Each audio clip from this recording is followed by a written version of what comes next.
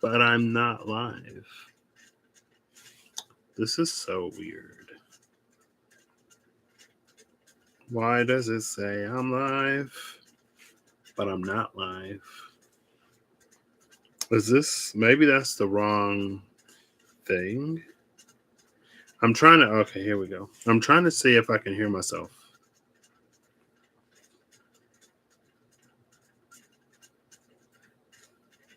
And I can. Oh, the delay. That was like 10 seconds.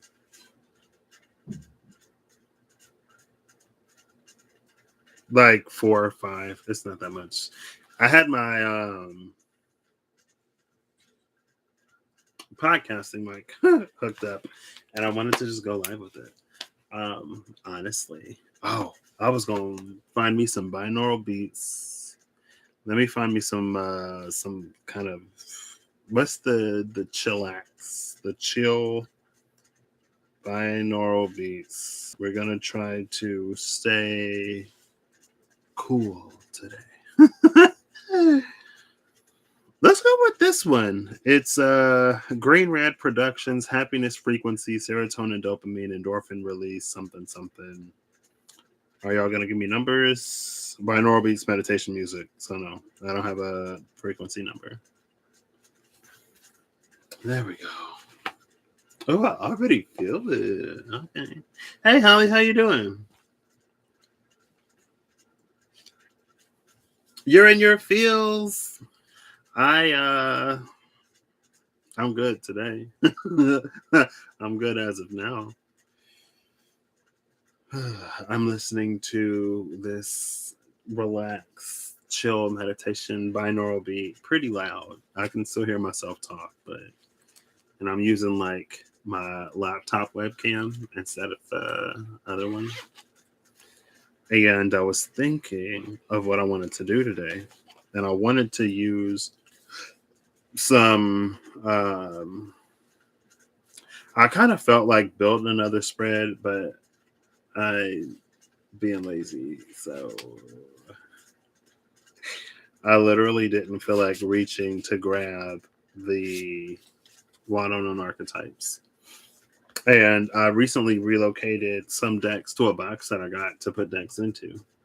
Um, and they're mostly the decks that I was using last time. Hey Ariel, how you doing? And I don't really feel like using those either. So I was like, I could do a Lafruma. We'll pull a Lafruma and see. I'm like reading on my laptop, so it's probably going to shake. For that, I apologize. Big changes in your life. Oh. Ah. Well, I hope they're great changes. And if they aren't, I hope they lead to amazing things. I wanted to like use my other mic, my clip-on mic that I was gifted. Oh my gosh. It's Rasa. Rasa is the card that fell onto the floor. This is my lunar eclipse card. I forgot to mention that. It's fine. Playing nurse to sick babies. Well, I hope they get to feeling better soon. I'm doing well. Let's see. I'll ask them from how is Patrick doing? Be honest. Be brutally honest, Lafruma. How is Patrick doing? Rasa, I just left it out. I didn't put it back in the deck. How is Patrick? Oh my gosh. Annoyed at all these cards falling on the floor.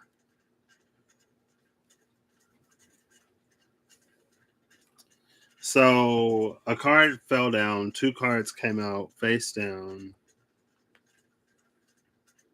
Let's see. Let's see how Patrick is.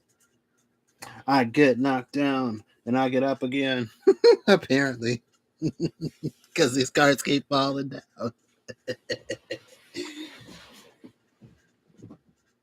Where did it go? It's a title card.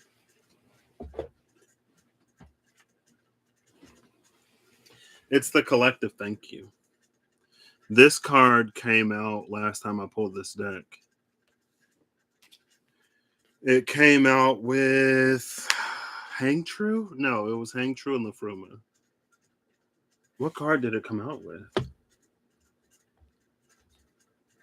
I don't remember. The collective thank you is so if this is how Patrick is doing, Patrick is feeling grateful for all of the things that he had to live life, and find out. Again, because of where I am in life, where I'm going, what I want, and how it's coming in. Um, like last year, I've talked about it enough. It was my Saturn return. It was very it was a good return for me. Um, it wasn't without challenge, but I literally, like, when I was interviewing for the job, I was like, I want this position because I feel like it'll be more challenging.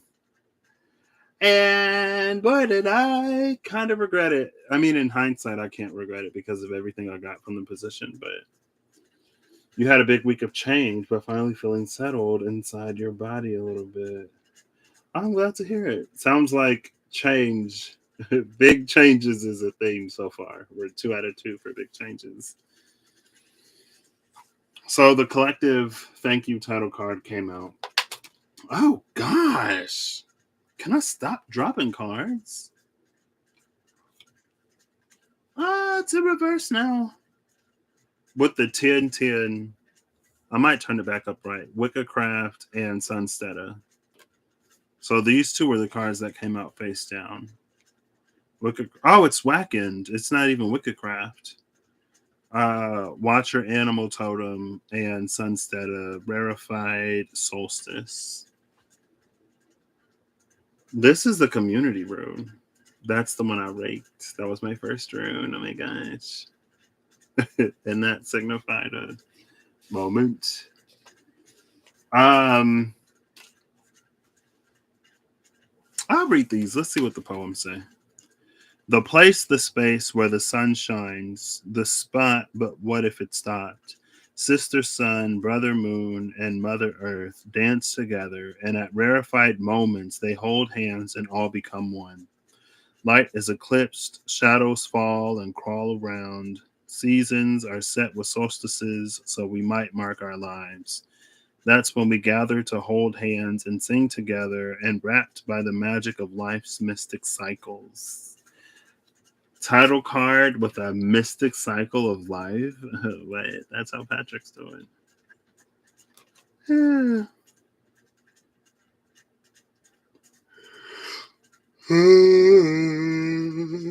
David. How are you doing? So we got that rarefied solstice moment of alignments. And then whack end, watch your animal totem. Spirit familiar frequency that waits, watching for you to sight its presence. It doesn't walk with you, but gazes through the glare of beasts and bugs that eyeball you. When you eventually connect, it will walk with you, reach out to teach you, and then flee like the sun at dusk. This is your connection to the creatures around you and is the breath that connects to all the mystical fauna you've previously been. Cherish the lessons those unremembered lives have taught you. We are all creation's creatures. Mystical fauna, mystical moments in life, or what did it say?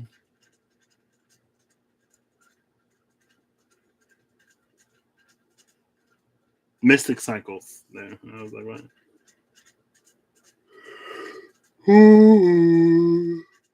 Wait, what? Schumann resonance stopped working. What does that mean?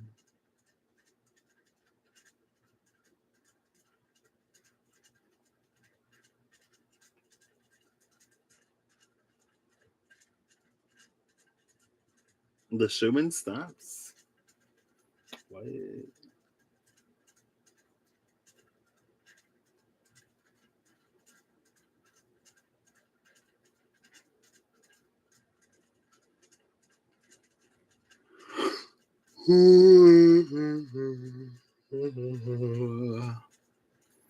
What's at the bottom of the deck? Earth Grab. This is the card I was looking for. Earth Grab is the east capped by the Wacken. Here's the Wacken. Y'all remember when these used to come out? Earth Grab and Earth Nation? Thy earthly power. That's how Patrick is. So for some reason, the machine isn't reading the energy pulse.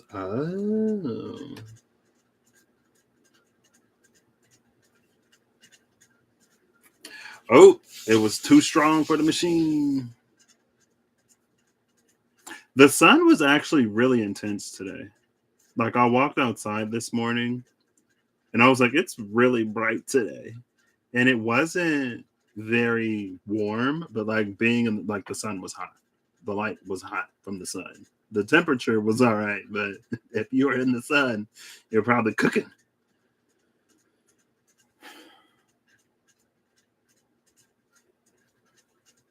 What do I clarify this with? Some rarefied. Oh, so there's some rarefied animal totem, some rarefied watcher that Patrick is living life and finding his way to. Sure.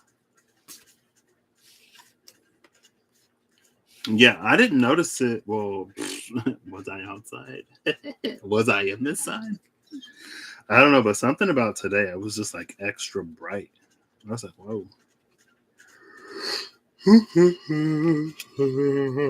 Excuse me. See, my number one fan told me to cover my mouth when I yawn. And I remember. Let's get some more. I'll put Rasa back in the deck. The deck wasn't complete when I pulled.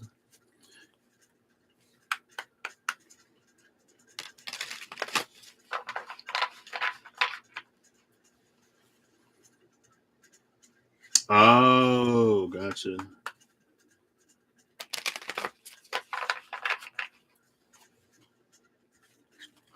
Almost a foot of snow over the past 2 days there.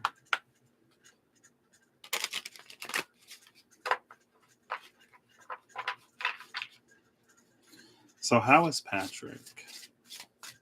Besides just like grateful and appreciative and welcoming and some rarefied spirit guide watcher or whatever.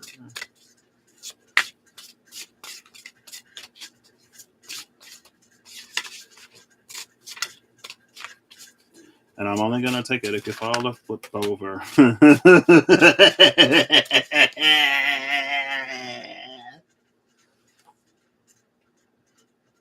Rasa.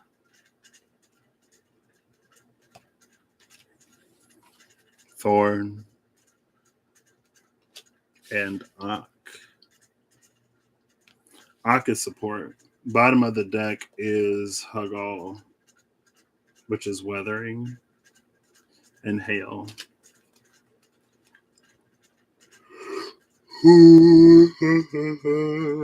Excuse me.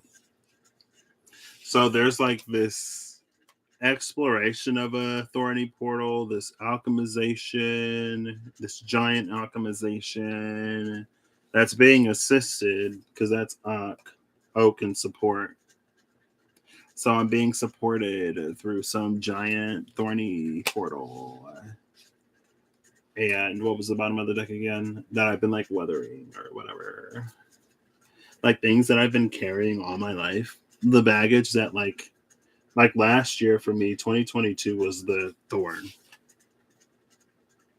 That's how it represented itself. Like the job I had was thorn. And while it was thorny at points and at times, it was also where a lot of resolution happened. And honestly, like the things that I learned last year, like that in and of itself, like the experiences of going through it, everything that I was exploring and no longer running away from, everything that was alchemized, it's now supporting where I'm going and it's supporting what I'm doing. And honestly, it's like without last year, without having faced the stuff that I faced, I wouldn't be able to do it. I would be freaking out like I freaked out last year. What's under this Hagal weathering? the night.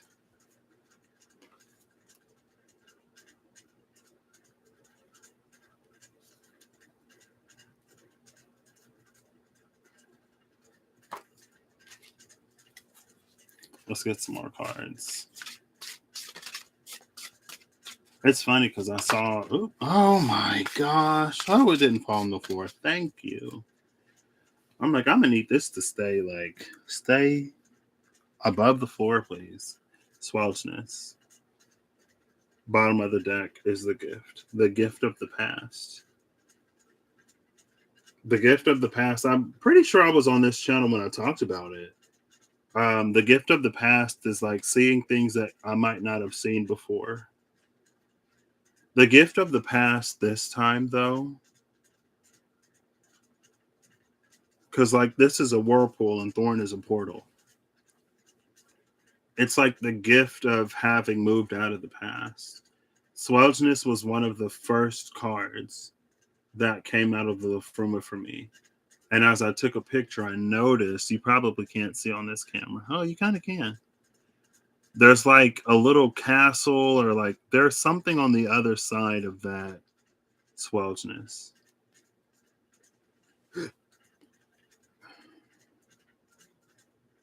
It's funny because there was a video that I saw a while ago of somebody who threw a log into a whirlpool. And I just saw it on Twitter again yesterday. And it's like you have to go through the Swelchness to come out on the other side.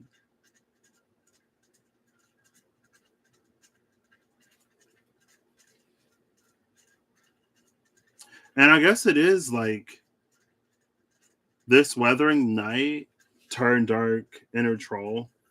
It's interesting because for me, it was literally associated with the dark because of my eyes. And I just watched a video last night of someone who camped out in the woods for like 24 hours to face his fear of the dark. So it's interesting that it came here too, right? But again, it's like there was a part of night that was the dark for me, but there was also a part of night that was where my dreams were. And oh wow, I might get emotional. It's fine if I do. For me, I was the type of person that, and I've talked about this before, but I was the type of person that honestly believed that it was better to never be happy or experience happiness than it was to like have it and then lose it. I was like, I'd rather choose to be constantly miserable than experience a moment of happiness, no matter how long or how brief, just for it to go away. And so a lot of the things that I really wanted in life, I didn't go after. A lot of the things that probably should have mattered to me, like my health, it didn't matter because I didn't think I was long for this world. But now that that's changed, it's like there's a whole bunch of stuff that all of a sudden matters because I plan on being here. You know what I mean? And last year, it's the Aksunare.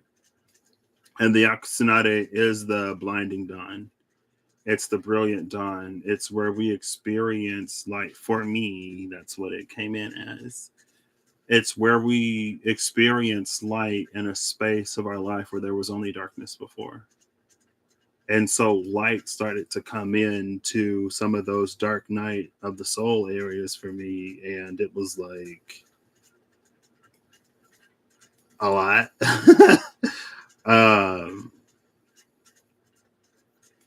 And I had the gift of last year to really get comfortable with it. And I guess that was the support that I received. And also, like, it was a really safe environment for me to experience that in. And it was an environment where I could be surprisingly vulnerable, um, and where the vulnerability felt easy. Um, but now it's like, now that that chapter of my life is over, now that I've gone through the swelledness and emerged on the other side, let's see, let's see.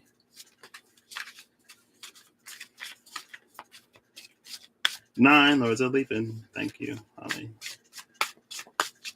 What's on the other side of this swelledness? Without rasa, lots of alchemization was happening. Lots. Ah! 2 cards flipped over. Or the Wild Ox Untamable and Treadle, which is Tread and Soul Prince.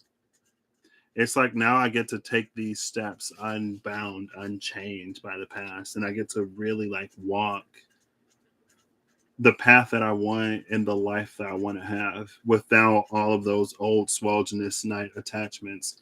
Bottom of the deck is Mona. It used to be Kusma. Moon, recognize.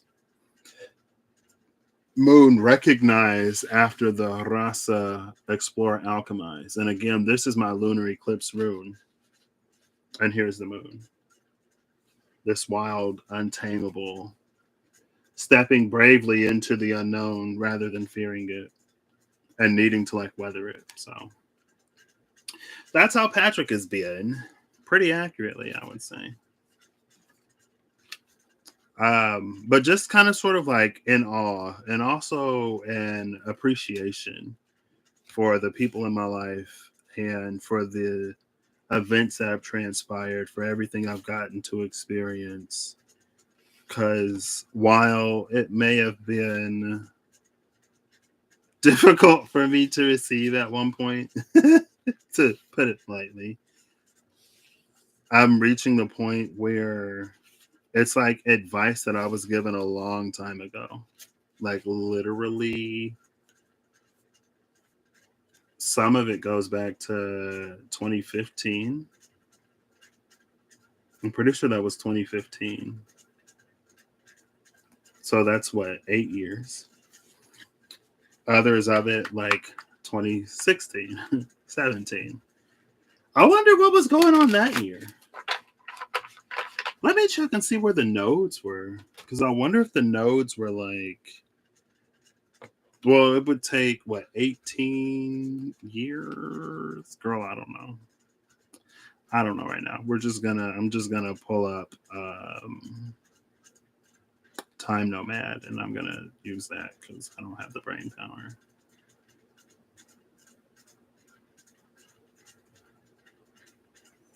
Let's go August of 20. Actually, it would have been 2016, 15, 16. South Node Aries, North Node Libra in August. But they were just about to shift into Pisces Virgo. Because 2016.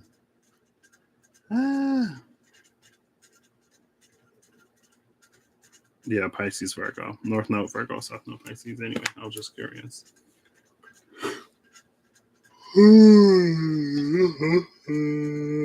Excuse me. But yeah, it's been, I don't know, Moon and Apple Bearer bearing fruit. That came out in the animals. It was the fish and the other animal with the stingray. And it was like things that are being done in the dark that align something in the light.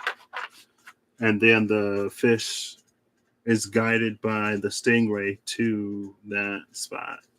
And in the fish card, there was the moon. So there you go.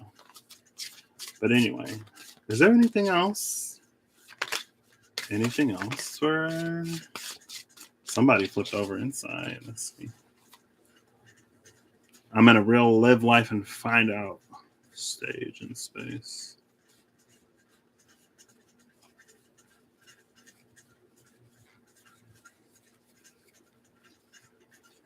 Was and Vindhorn. Was Vindhorn. And then 33 Troth Kalk, not Kalk, Gar, or Year. Bottom of the deck is Avel, or Ethel, Birthright, which is a fish. So yeah,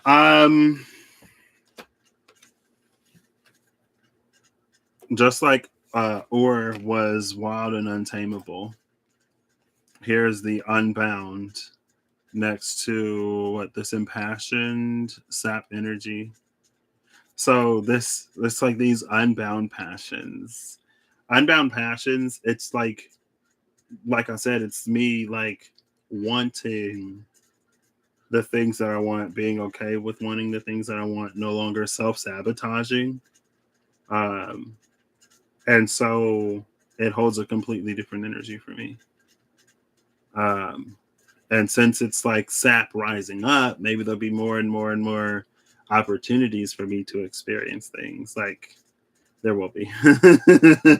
You know, it's some stuff that's like already like it's gonna happen. I just haven't like booked tickets. It's like weddings and stuff like that, so I get to travel more.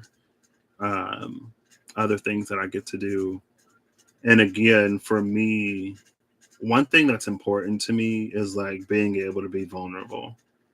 Um, and being able to have my feelings and emotions like validated and accepted rather than like trying to be logic the way or explained away or being told that I shouldn't feel the way I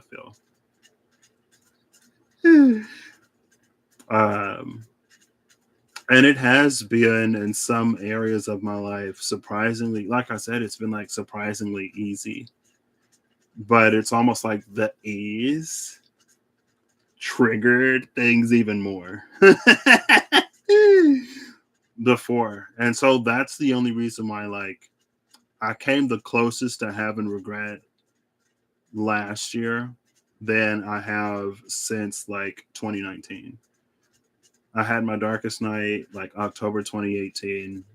Me and my journey buddy decided we had our darkest nights like weeks apart and we reconnected. And we were very much so on the same wavelength.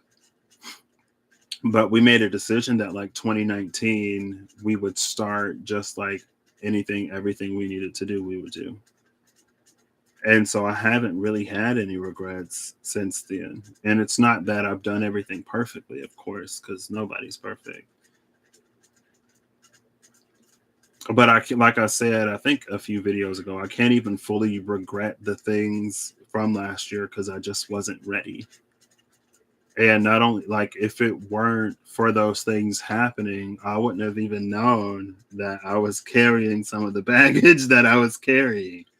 I wouldn't have known that I was affected to the depth that I was affected by some things if it wouldn't have happened.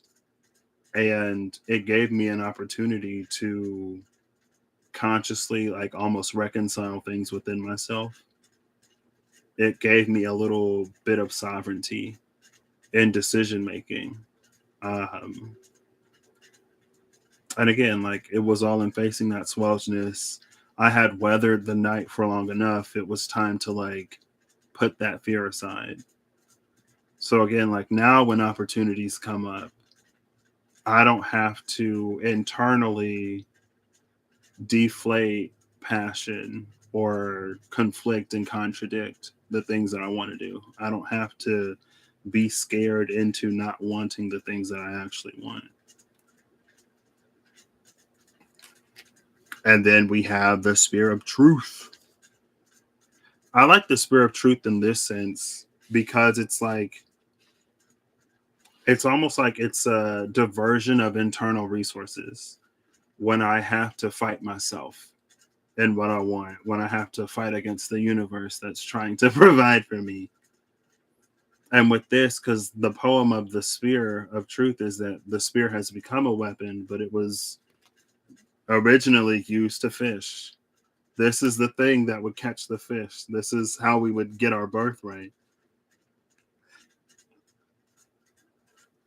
Earth Grap is behind that, by the way. There's Earth Grap again. Thy earthly power. Or Earth, yeah, Earth Grap. Earth's grip. This is Earth's grip. That's not, that's, Earth Grap is Earth's grip. This is what, when we align with the Watcher, the Wacken, that's what's returned to us. Then it turns into Earth Grap.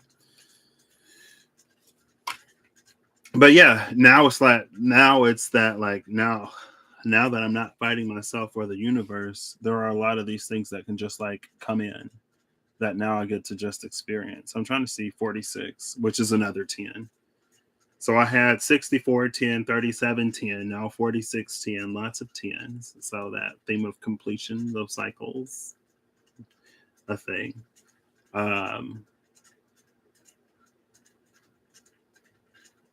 And like a return to an original form. Cool. There you go. Thank you, LaFruma.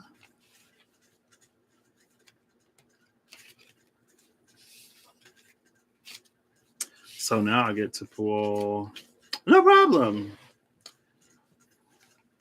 You know? And I guess I'm glad. I'm glad to be on here because was that 3 years ago now? Yeah, 3 years ago now. At this time, it was very different. Oh, the tears and the crying and woo. But yeah, it's weird. It's interesting. I don't know. It's like I'm who I've always been, but with a lot less fear and self-contradiction. And it's almost been so long that I've like forgotten how to be me. And I haven't really, because I mean, all you got to do is say yes. But I guess I'm excited to get to know myself again. And I'm excited to experience more of the things that I never would have imagined I'd be able to do in life. So yeah. And now I'm not in my way and that's why like the gift of swelginess for me is the gift of that regret. And it's not a regret where I condemn myself because like I said, I wasn't in a place to say yes. There were things that I still didn't know. And I'm glad that I know now because then I could work through it. And I can be more mindful and I can not let those things make choices and decisions for me. And again, like I can't express enough of how grateful I am to have spaces in my life and people in my life that I can be like vulnerable with, where I can like share those things and where like I don't know, I'm really seen. And yeah, again, like it's a little weird because I've been that version of me for like so long, if not like all my life. And yeah. No problem. That's what I'm here for. That's why I did it in the beginning. And even if I was teary-eyed, snot-nosed, crying or whatever, because to me it's always been important to show like the truth of where I am in my journey. And then it became even more important after like May, June 2020, because when the chili pepper started coming in, it's like, but even before that. Whoop. So for the collective, that was quick. Oh, snap. So y'all were talking about the Schumann like being off the charts. Perth came out, which is the cosmic surge, right? Pear Tree, Cosmic Surge. Bottom of the deck is Calc, Mortar, Anchored. And then Gare is under that.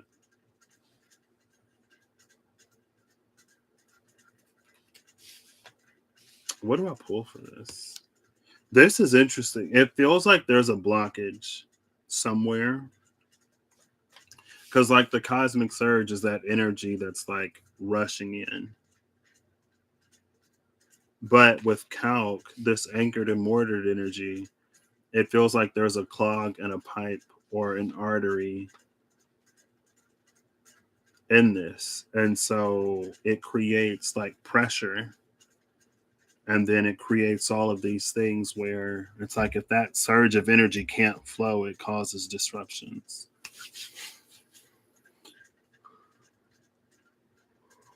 Did you really? Okay, well. So you would, yeah.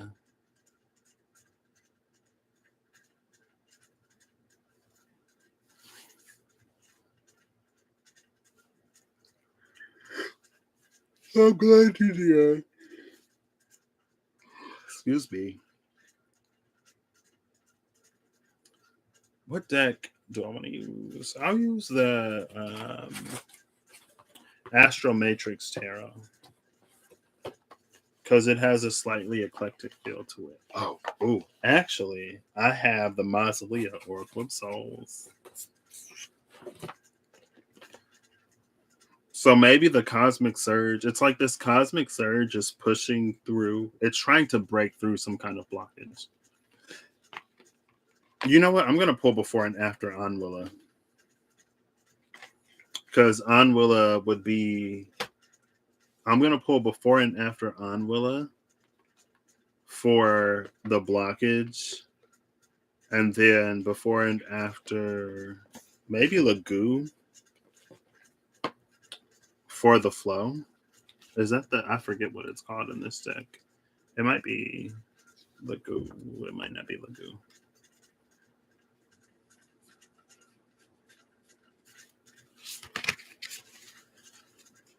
I already have these, though. I'm just giving a little shuffle. A little shuffle.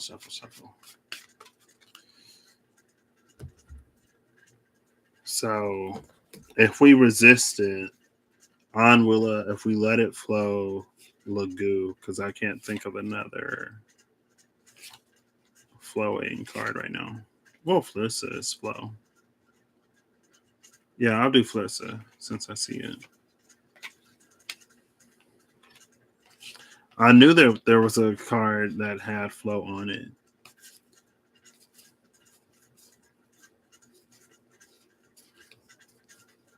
And then Anwilla for the resistance.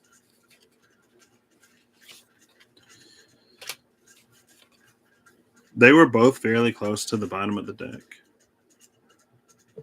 What does that mean? So Anwilla, if we let it flow, it's this untamable ether life fire, Theor. It's almost like if we can let that energy flow, it's almost like we unlock a new energetic system within the body. But we unlock the ability to like channel that energy or to be a vessel for that energy.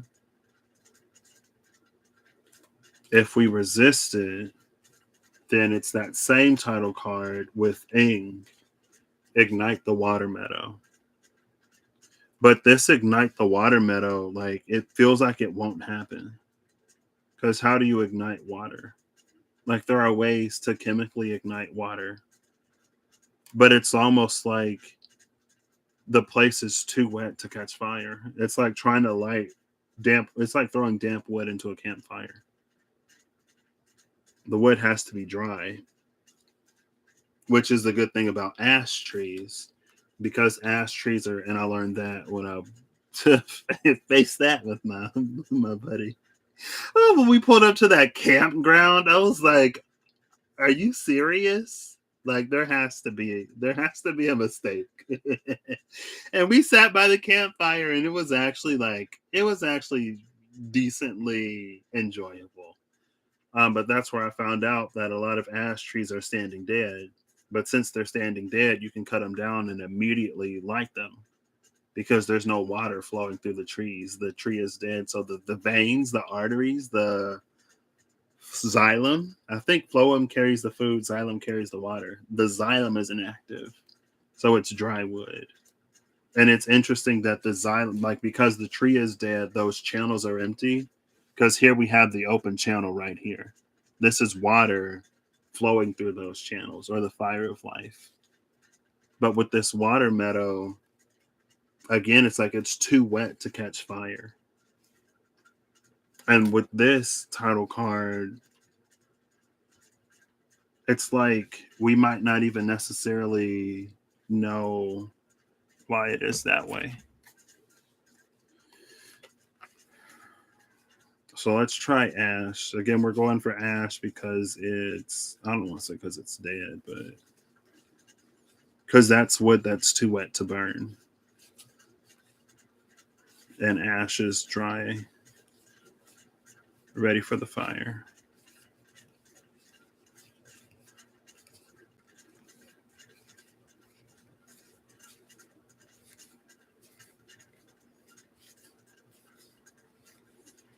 I feel like I just saw ash.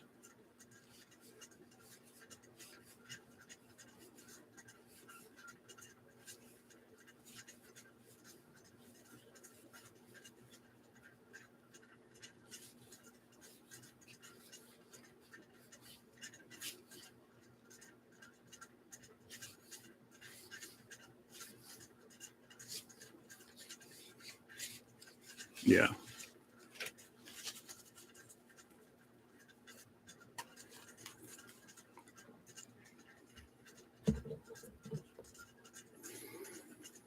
So ash is in between kin, which is the divine spark, which is appropriate, and Ganunga Gap, the divine spark and the void. So yeah, ash is standing dead. You can throw it right into the fire; it will spark immediately because it's dried out. What else is? It's the seed as well. Void and seed, 0 and 6.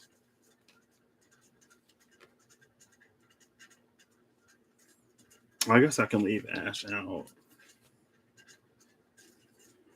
Ash is the personal Yggdrasil tree. Loki is in the ash card. Again, that Loki energy, it feels like very similar to the raccoon that was in reverse and the fox that was upright. It was the video that said something about like divine challenges or something like that, which was probably the last video I did on this channel.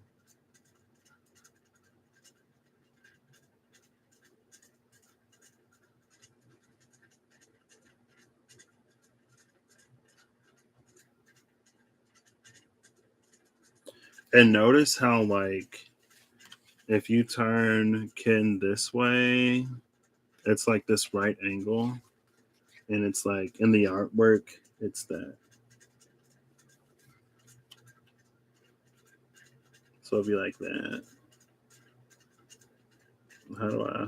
There we go.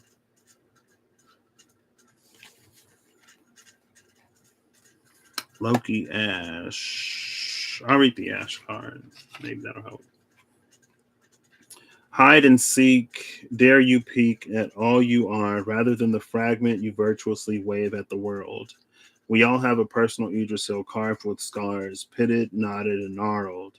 Loki slumbers in all branches. To wake him is to break and tumble from our hidden lives. Loki will push, Loki will flush all your shadows. Are you cool and tough, fool enough to trust his path?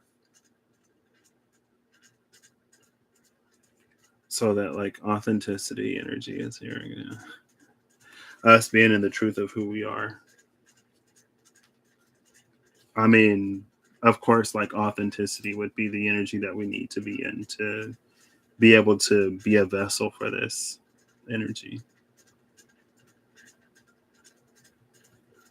And it's that Flursa is interesting because Flursa, for me, ever since I first saw the rune in Russ's first rune making video, Flursa was the gatekeeper to some kind of portal. And speaking of Loki, it's very like Loki trickster energy. Because Flursa is always this like, something isn't right, isn't it? Or like Flursa, it's an energy that gets us to look at our lives and to reevaluate things in a way. Because like something is off, or something is, I guess, not as it seems or not as it appears. And when we recognize that thing, then Flursa will sort of like guide us into a world where that thing is corrected. If we don't notice, or if we say that everything is fine, that nothing needs to change, then we just continue to exist where we are. Flursa doesn't give us the answer.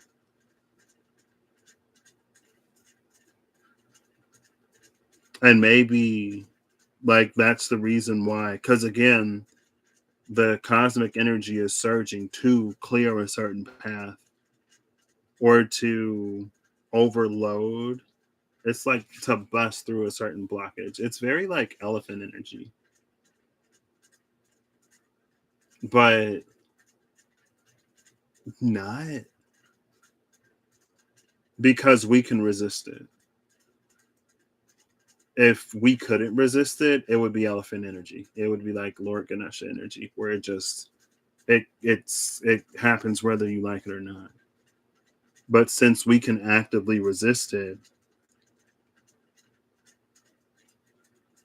again, it's like it feels like it's not completely that energy. But I guess it's interesting that it's elephant because it was Scorpion and elephant. That was that divine challenges and obstacles.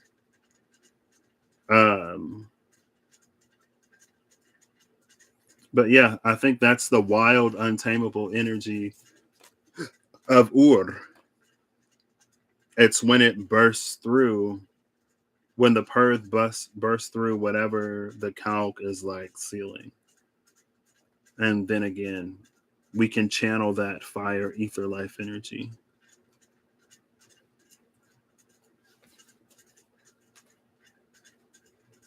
I wonder also too if there's a certain freedom of the flow of this energy, which is it's like it makes sense that this is also aligned with ash energy, because when Reem was raking ash, there was the card of like healing that came out, and it's that energy flows where it needs to go. Energy flows where it needs to go, and that's what the energy is doing. When we can allow the energy to flow where it needs to go, it opens that channel.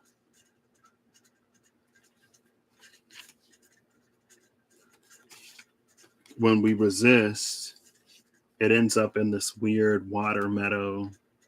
And this water meadow, for this reading in particular, this water meadow, it's feeling like a distorted space.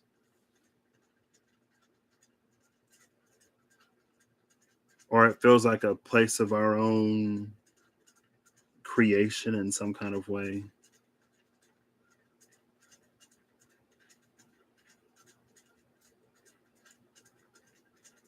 Where we try to make things happen that aren't. Like it honestly feels like it's trying to like control the flow of this energy rather than allowing it to flow. And there's something about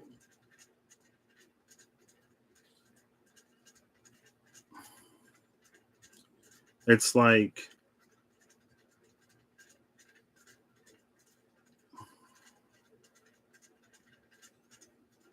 there's something about like when the energy is flowing through you, it's almost like it locks to your signature or whatever.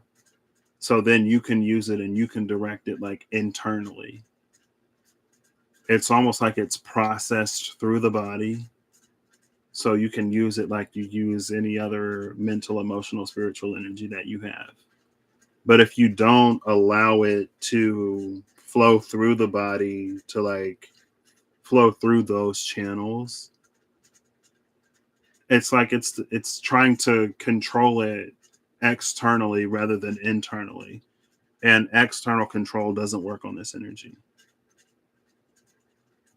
It's like you can't hold on to that resistance, but at the same time try to use it, especially in this context, because again, the energy is coming to bust through a certain resistance. The energy is coming to break something. And so, almost like the lion, it would be trying to use that energy in a way that it's principally and fundamentally against. And like we're people, we harness the power of electricity and harness the power of water with hydroelectricity and harness the power of wind with aero electricity. Like we try to mold the forces of nature to do things for us, and it's like we're trying to treat this like any other force, and it's not.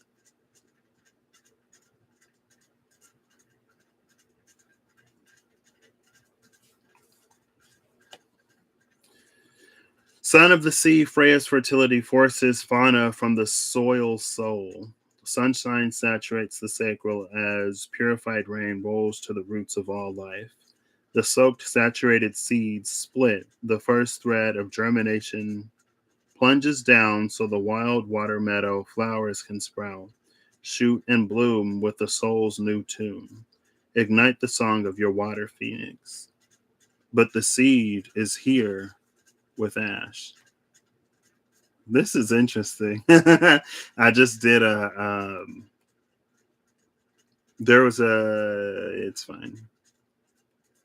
There was an energy like the Queen of Wands that came out recently, and it feels like it was very much so this energy. Um, what's the Gananga Gap? What's the seed say? Before all, the veiled void strains its velvet fanfare of silence, breathing. Shimmering, glimmering dust emerges, swarming and forming, fated to become something new. Life must be. The physical screams to exist, potential without, from within all and everything.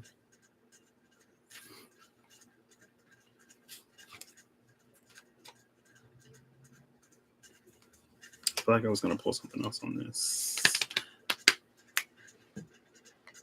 Oh, yeah. So I'll pull these first.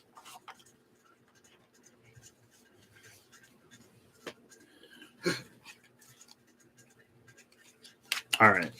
I need to turn these all up right. Are they already? No, they're not.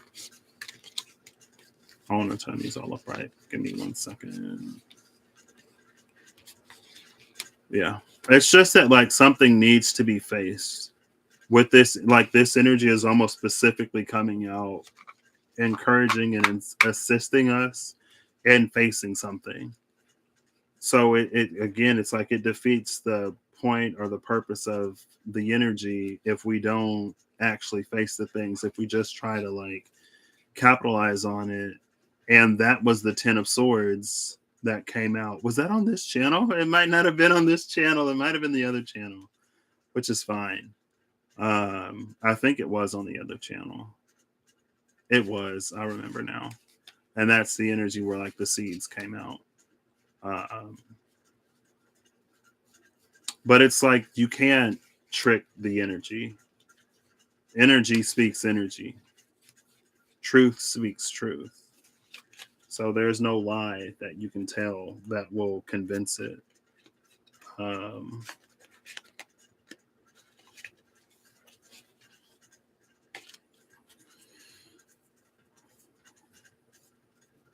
But that's interesting because the Phoenix was flying out of when I use the in between tarot. It was temperance. No, it was death into temperance, where the Phoenix was emerging from the hole in the ground.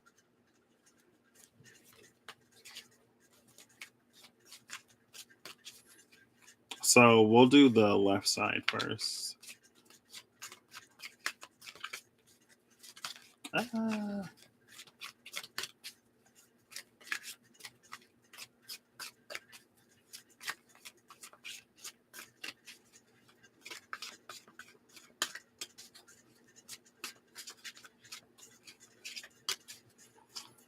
Top of the bottom for the left, bottom of the deck for the right.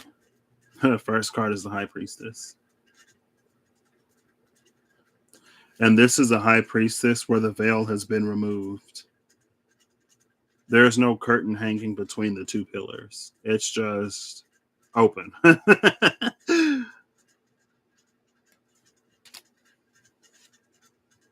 And then the Three of Swords. And then the Empress. It's faced.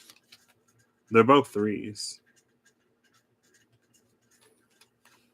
Bottom of the deck, Two of Wands.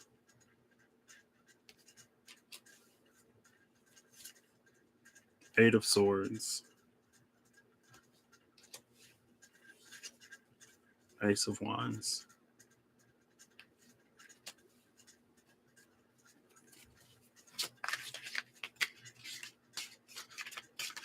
I'll get one more.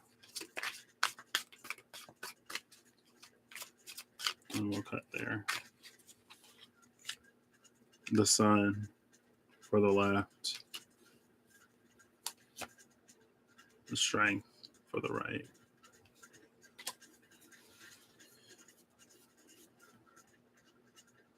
Ooh, 10 pennies. So the left side, High Priestess, Three of Swords, and the Empress, resulting in Sun energy. This is, it feels like it's the revealing of like some deep, maybe some deep emotional pains that we weren't necessarily aware of. But again, this energy is coming out to assist us in moving past blockages. Something happens that culminates in the Empress with this Sun card energy. On the other side, we have the Two of Wands, which is us like bright-eyed, bushy-tailed, looking out into the world, followed by the Eight of Swords, and then the Ace of Wands. Like, it again, it feels like it's an energy of ignoring, where it's faced on the left because something has to transpire to get that Three of Swords to the Empress and the Sun. But here it's almost like it continues to not see. It's interesting that the Swords is in the middle for both of these. But the card that comes out at the end is Strength. Is this a good strength? or is this like a stubbornness?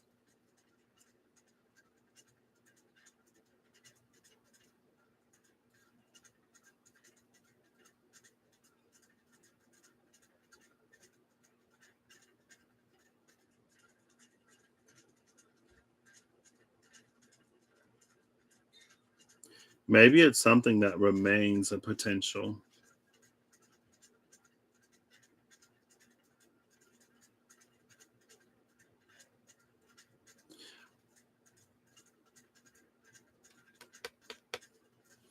I guess that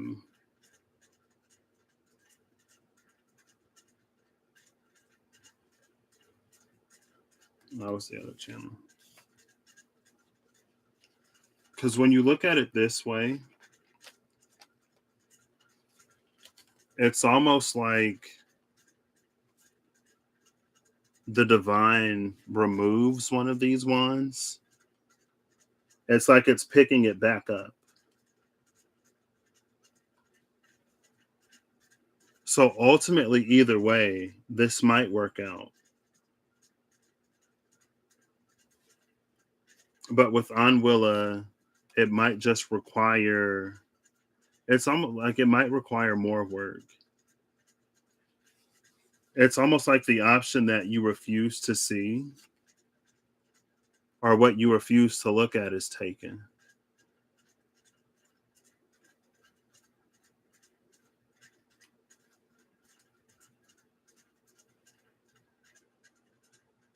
And I guess this comes down to like how we personally want to live our lives.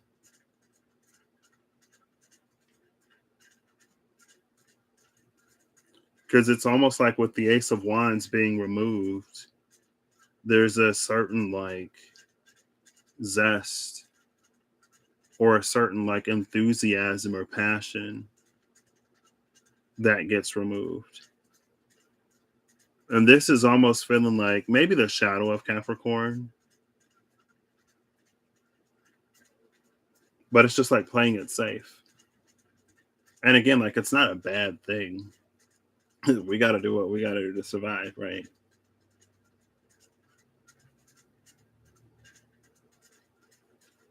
Let's see. Oh, let's pull more on this side.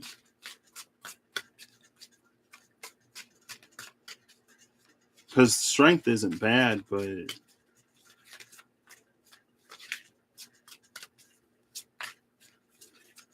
I don't know. Like it feels successful, but it almost feels like gray for some reason. Oh, you almost fell on the floor. Well, the Ten of Pentacles up.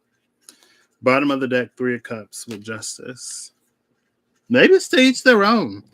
On-will can also be willpower. The Ten of Cups fell on the floor. I'm tired of these cards falling on the floor.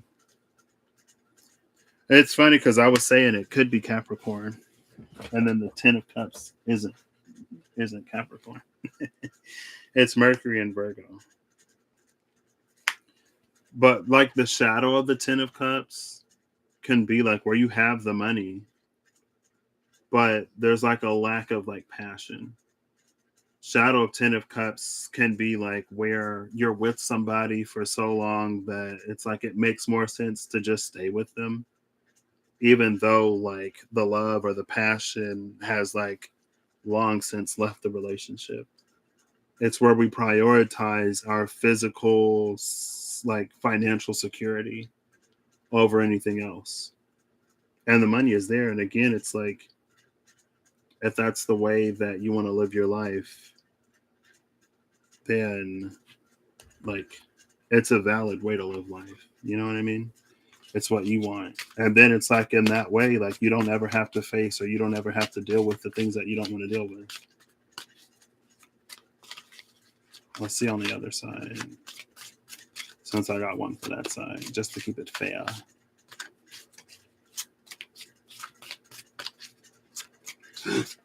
Or maybe it's like you get fulfillment in other areas of your life.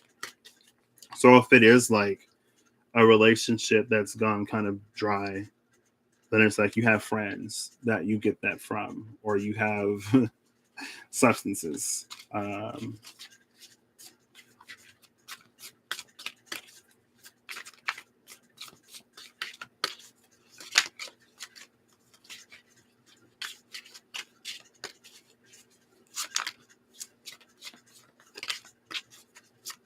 Nothing's coming out for the other side. I'll give you three more. If nothing comes out, then I will respect it. Something just flipped over. 2, 1. Okay, he'll flip over. 5 of Pentacles with Justice.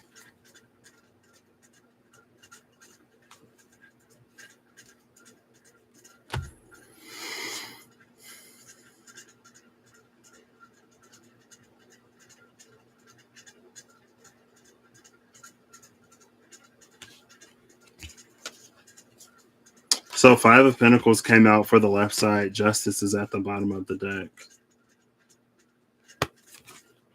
It would appear that these, like, because you get the 10 of Pentacles over here on the side with the 8 of Swords. 5 of Pentacles on the side with the 3 of Swords.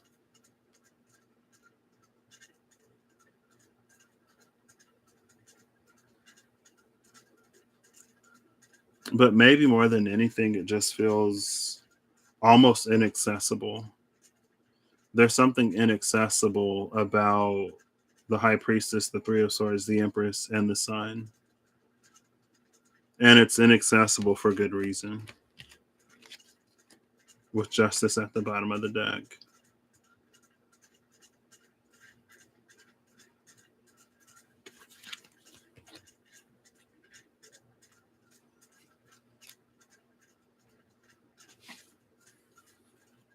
This is Mercury and Taurus. Mercury and Taurus trine Mercury in Capricorn. No, Virgo.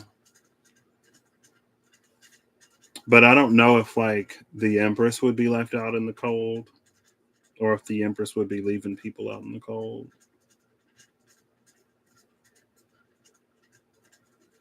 Because if it culminates in the sun, that's where the warmth is. The warmth is inside. So this could be one of those merging of timelines, splitting of timelines things.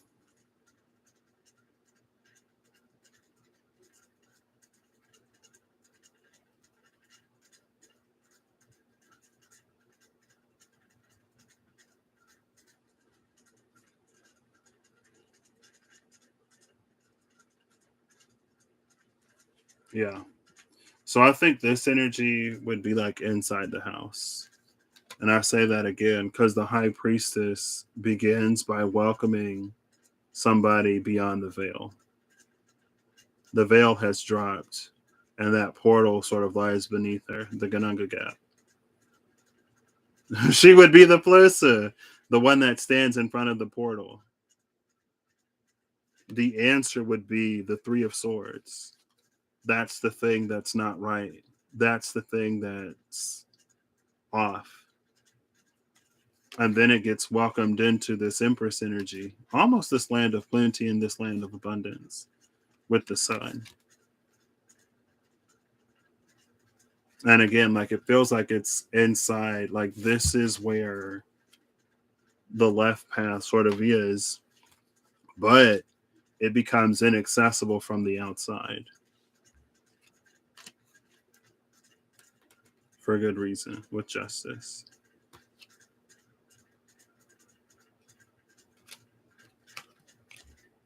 This is on the right side with this, because again, we sort of have a similar energy of a new path opening up. We say nothing's wrong, and maybe we still find something else that we enjoy. And we still end up ultimately like happy.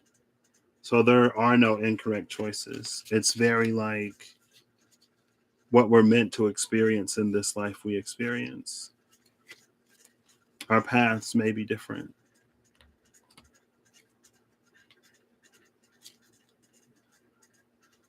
Six of Wands, Two of Swords, Wheel of Fortune, the Lovers, Seven of Swords, the World, Five of Wands, Knight of Cups, Four of Swords.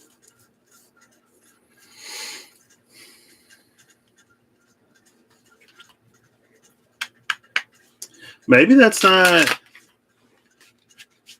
a path for me to read. Again, it culminates in strength in the Ten of Pentacles. There are, I'm sure, like plenty of people, we all find ways to, like, we can find joy and happiness no matter where we go, right? And there are people who might, for example, like work jobs that provide a lot of financial security that they don't love, but they love like other things in their life. They love what the job affords them. They love that they can be providers for their families. They love that they can afford to go on trips or whatever. Like they find a way to enjoy that thing. There are people who might like um, Jean the Maid, Guardian of Saints. And then on the other hand, it's like there are folks who, it's almost like, you know, there are people who a traditional 9 to 5 works for, and there are people who it doesn't work for. And it isn't that one is better than the other. It's not that one is right and the other is wrong. It's just like there are different things for different people. And there are some things that we go through that it's like that carry enough weight that are heavy enough that it's like it's not for us to necessarily like go back to. Like there are some doors that are better left closed and never opened, especially if they're things that we can't like navigate ourselves out of. If we don't have, it's almost like if it would break you, then it would be better left alone. And that's not a judgment on anything. It speaks to the severity of what someone's gone through. And not everyone's necessarily gone through something that affects them like or impacts them that deeply. But just because you have doesn't mean that you're any less entitled to happiness or joy or whatever. You know what I mean? It's like you find it in other areas of your life. It's okay to not, like, if you can't face the sight, it's okay to not look at it. I'm glad I kept pulling that because I would not have, I probably wouldn't have gotten that deep into it. I would have just been like, well, if you don't face it, then you don't. But with that water meadow, like you were saying, Holly, like there are situations, there are cases where water can be ignited.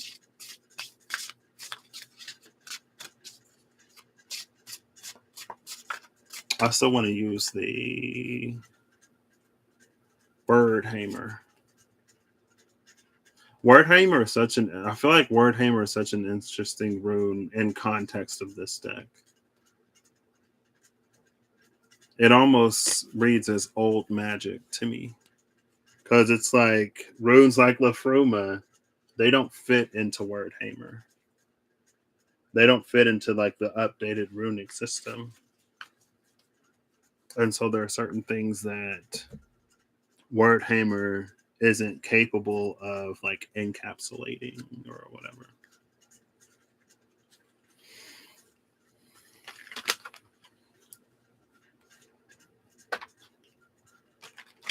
Oh, these I want to shuffle. Maybe I won't use them.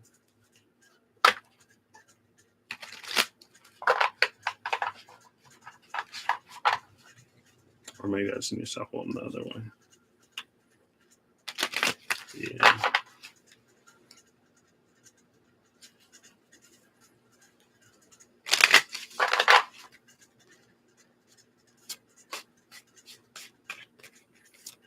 I wonder if El Shaddai will come out. Well, there was this game on the PlayStation 3 called El Shaddai Ascension of the Metatron. I kind of wanted to play it. I wonder if I still have it.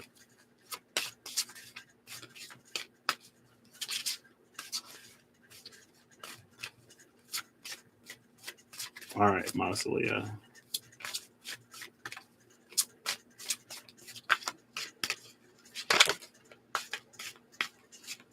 Osiris. With Abaddon at the bottom of the deck. Pestilence, Corruption, Malice, Overlord of the Abyss. The card that comes out is Osiris, God King of Duat. Commitment, acquisition, and responsibility.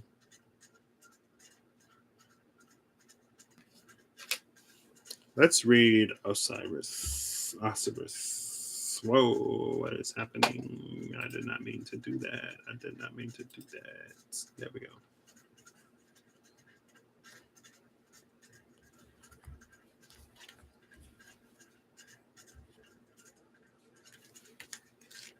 So the domain of Duat. Oh, there's El Shaddai. The Radiant Lord. Wisdom, paternalism, and kindness. I didn't think that. Here we go.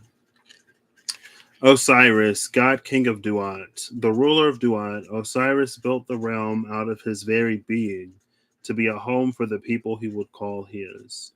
To find these people, he traveled far and wide, gathering those who wandered alone or in bands in the darkness, inspiring them with promises of a golden civilized realm, and leading them back to Duat. There he keeps his promise, teaching them agriculture, art, and all the other trades and crafts of the civilized world. Osiris instructs us to consider our plans for the future, consider the long term consequences, but not be afraid of risk or to limit ourselves unduly. It is only through commitment and decisive action that anything lasting is accomplished. And then I guess I'll pull some of these for Osiris and I'll shut it down. I kind of want to just like keep going. Maybe I'll do it today. Maybe I won't. We'll see. I have to shuffle these on top of the other deck because I forgot to move them.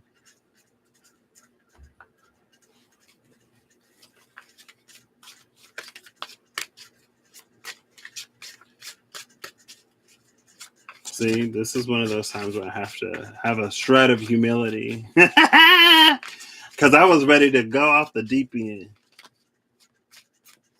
But it's fine.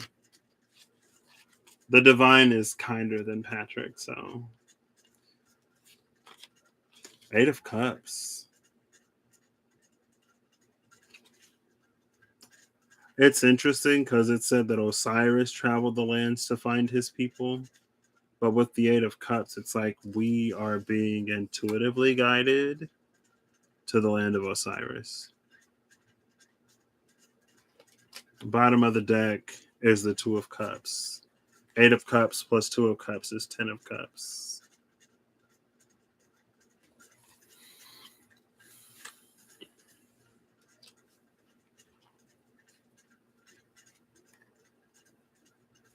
Two, 1, 5. There's a 2, 1, 5 split of cups. Or like a 3, 5.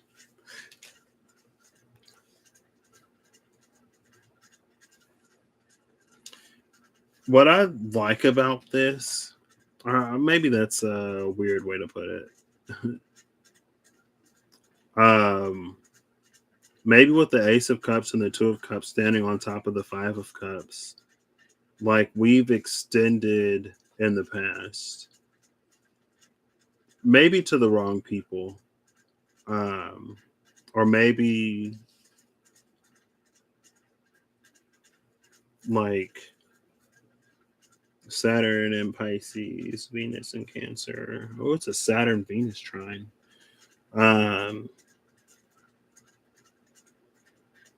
And then Scorpio death is under that. So we have all the water signs here. It's almost like there's something in this that's like not losing or not closing like your good heart.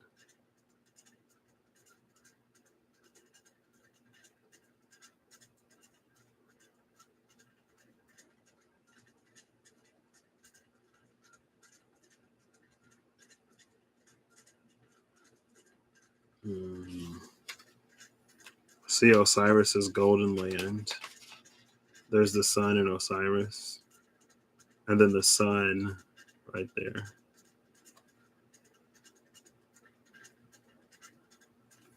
After we trek through the night. 555. It is almost 11 o'clock here. Okay. I got to do my Spanish lesson.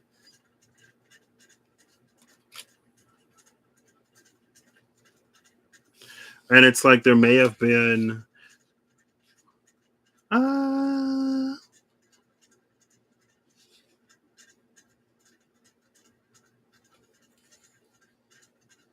because the 5 of Cups is like grief. The 2 of Cups is, so maybe it's also an energy of like there were things that we had cooking 4 dinners. Oh my gosh. I could never.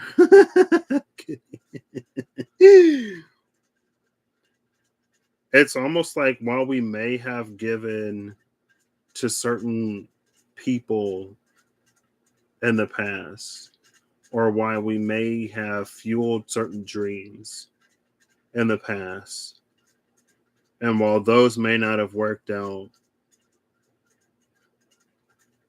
it feels like it makes us aware of something, or it opens us up to more emotional possibilities.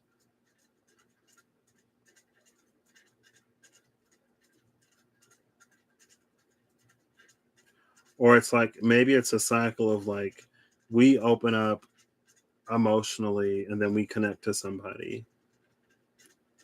And then we open up and we connect, we open up and we connect. Like more and more and more, it feels like the capacity of our cup is increasing.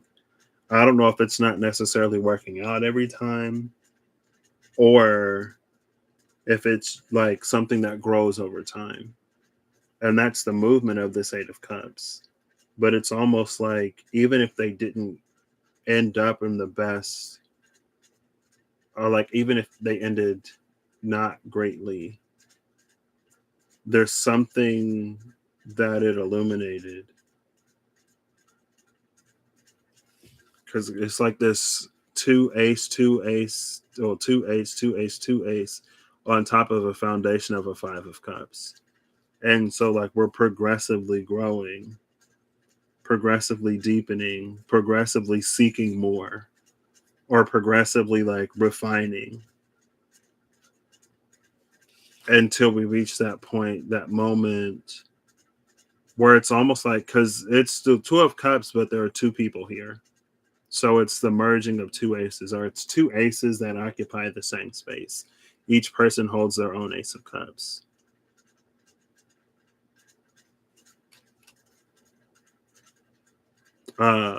So it's like, hey Sandra, how you doing? So it's like while um the capacity, like someone's emotional, our emotional capacities are increasing, we're also like learning to pour into ourselves because each person approaches with a full cup. If you can see the blue in the cup, and these cups are empty.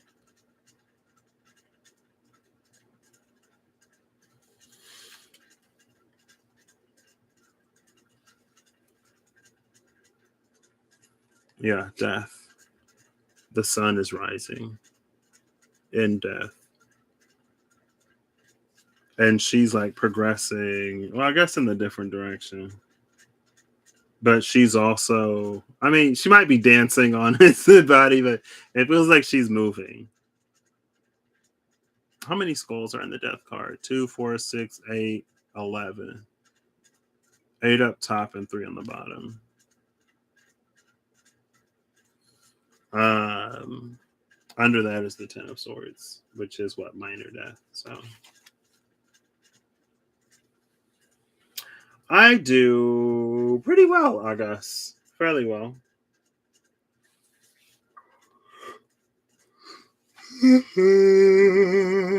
Excuse me. How are you? Did I ask how are you? I don't remember. I don't remember.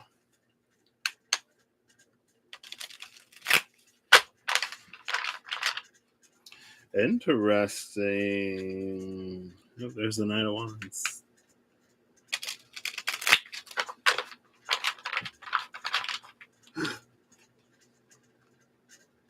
Oh, okay.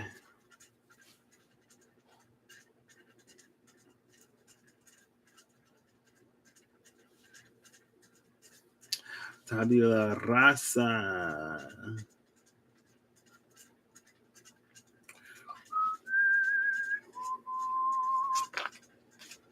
I'm glad I'm listening to this. And there's the 10 of Pentacles again. King of Wands at the bottom of the deck. With the King of Pentacles under that King of Wands. See, okay. I like that. Because 10 of Pentacles, it may not have necessarily read that way before. I kind of did. Because it was like finding that passion maybe in like a different area of life. But now the King of Pentacles and the King of Wands are looking at each other.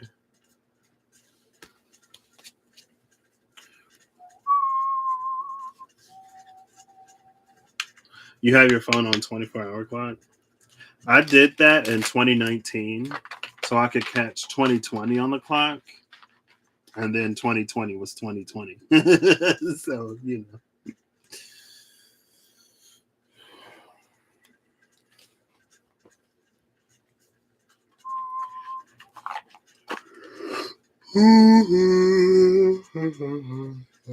Excuse me. It's very to each his own energy.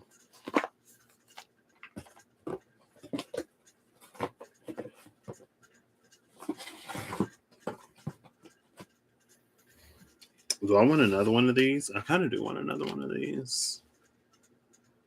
I kind of want to look for and one of these.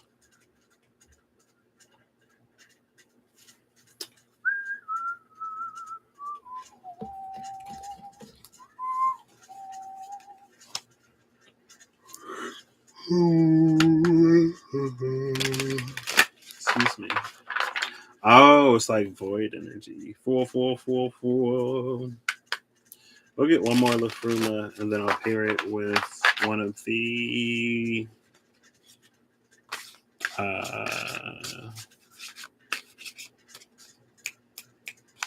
Mausolea Oracle cards.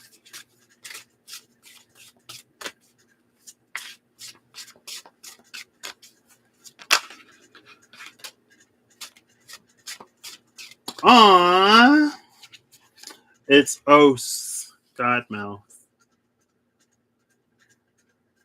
with Onwardness at the bottom of the deck. This is funny. This is hilarious. I've just seen these two cards together. And then Ken, the Divine Spark, under these two.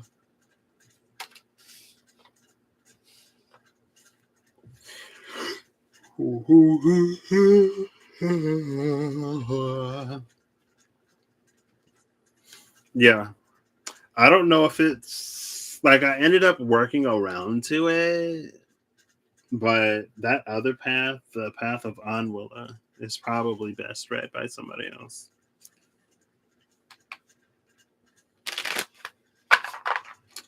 The title card with the ink.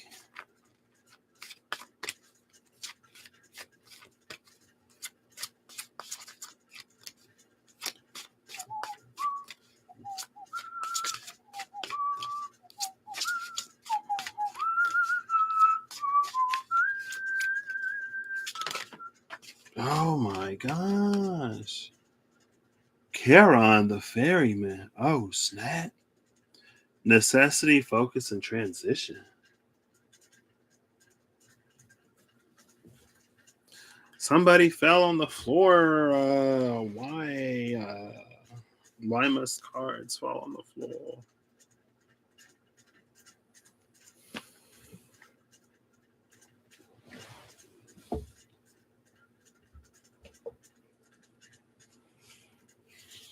Why? Where are you? What happened?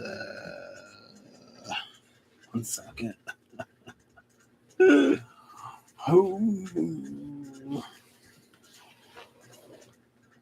don't think I'm going to be able to reach it.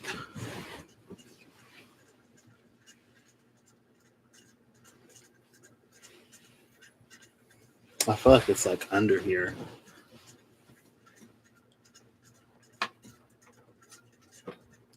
Where'd it go? Where'd it go? Where'd it go? The card is lost.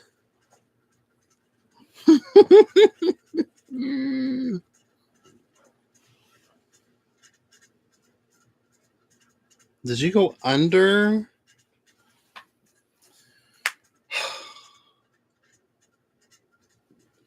Right? All right, give me a moment to find this card. I'll be right back. There we go. We're going to push this back. We're going to get down here.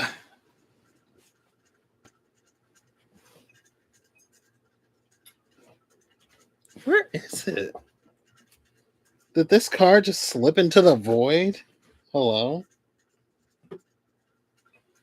I blame Sandra's 000 void. Sandra's eating the card.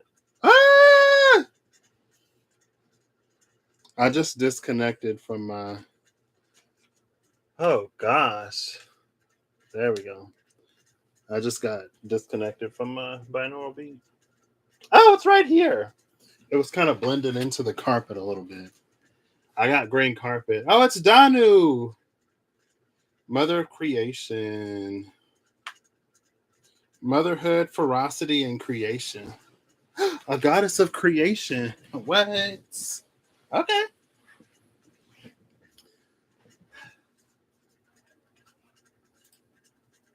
All right, I'm back.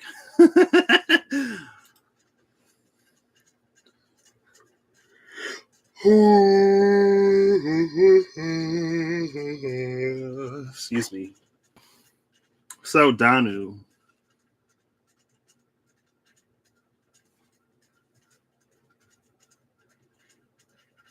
Mother of creation. Where did it go? Where did it go? Where did it go? Where did it go? Where did it go? Where did it go?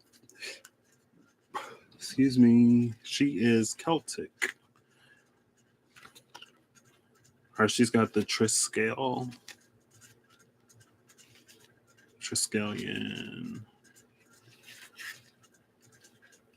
Okay, here we go. Danu. Danu is the mother goddess of creation in Anduin, and all of the fair folk are descended from her. She supports all creative pursuits and typifies the benevolent mother principle of fertility, wisdom, creativity, and abundance. However, that which creates a thing also protects it fiercely. Danu teaches us of the double-edged sword of creation and civilization. The benevolent mother that nurtures and guides with gentle wisdom on the one hand, on the other, the ferocious beast dam that will destroy all who threaten those she calls her children. Okay. There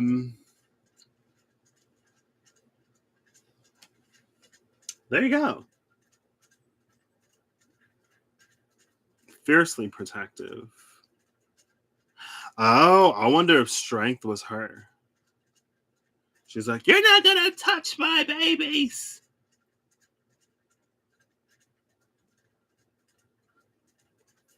Let's see what other deck do I have. I could use the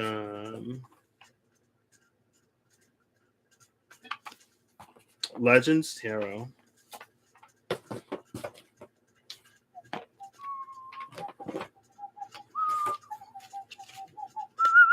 This is another Pippy deck. The Pip's Pip in this deck, if you know what I mean. That means that the Two of Pentacles is 2 Pentacles, and that's it. 8 Pentacles is 8 Pentacles, and that's it.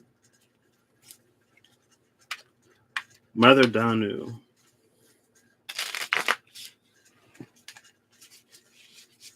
Goddess of creation. I don't want to get off. I might just keep pulling. I mean, I gotta be off by 11:45. So, or like 11:50. Oh, okay. I'll take them. Why not? The Hierophant. Bottom of the deck is the Four of Wands. See how pippy this deck is? Pips a pips. Pips a pips a pips a pips a pip pip. Pip pip pip pip pip. Oh. Queen of Wands, the Hierophant. Oh, the Hierophant in this deck. She got a dragon. She like, I'll stick my dragon on you. Let's see. Do these cards look similar at all?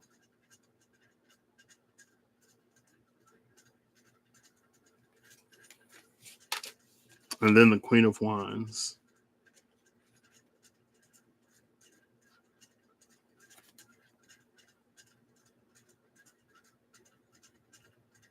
Where Hierophant meets the Queen of Wands.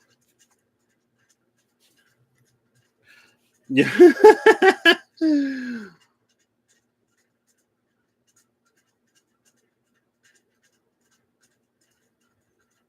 God mouth, our God mouth in the present moment, Verdandi. And then we have Danu, the goddess of creation, mother of creation. Sorry.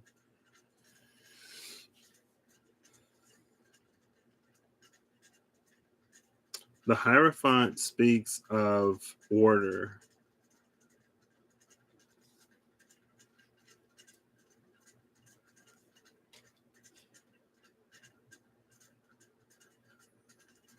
And the Queen of Wands speaks of creation.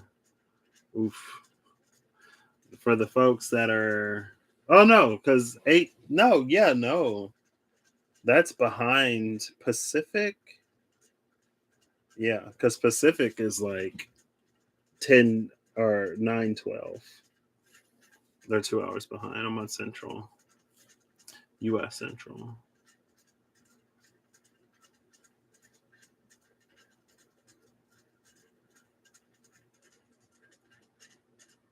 What am I doing?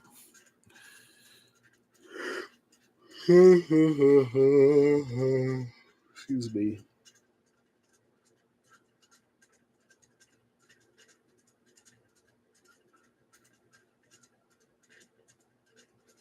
I don't know if this is like the world is changing in some way.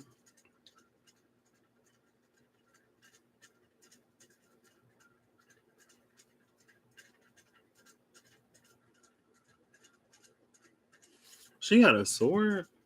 She does have a sword.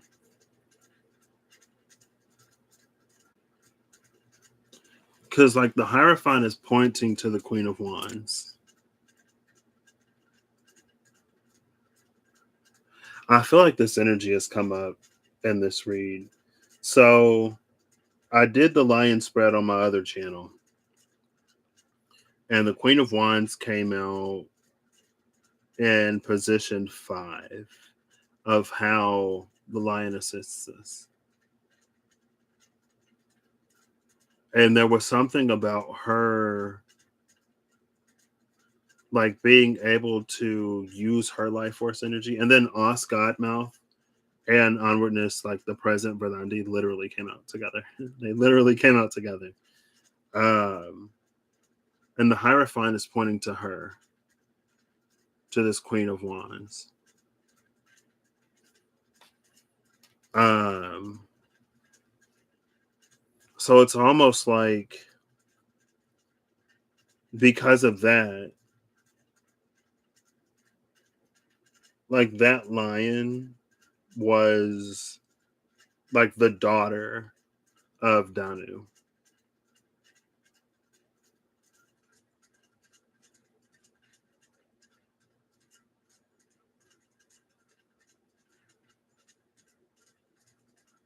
I'm just like, oh, gosh.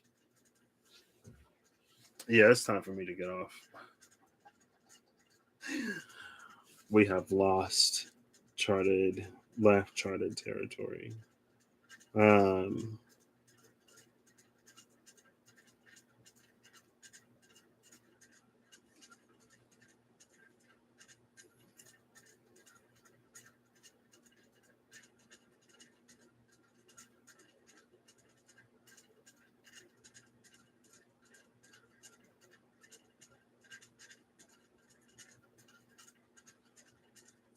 I saw the Queen of Wands.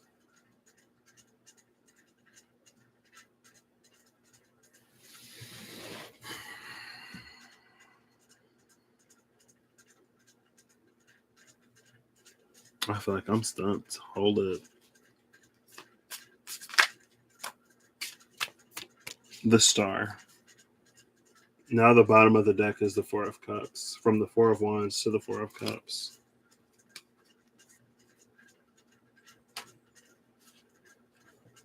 And it's a dragon and an egg. It's the Star. So this feels like at the conception or the creation of the world, I guess, there was a gift that was given to us, or like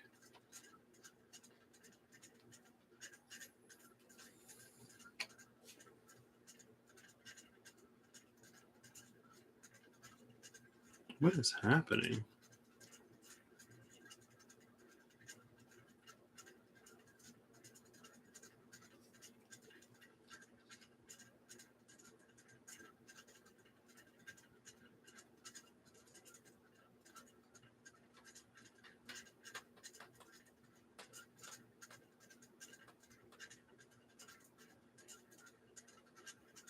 It's time for me to go to bed.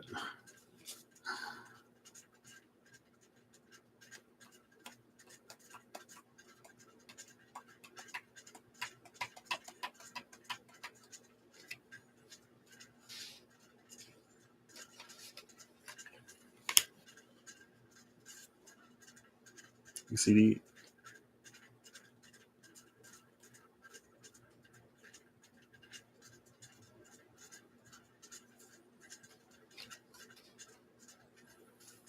like I don't know if oh gosh. It's like use your words. I don't have any.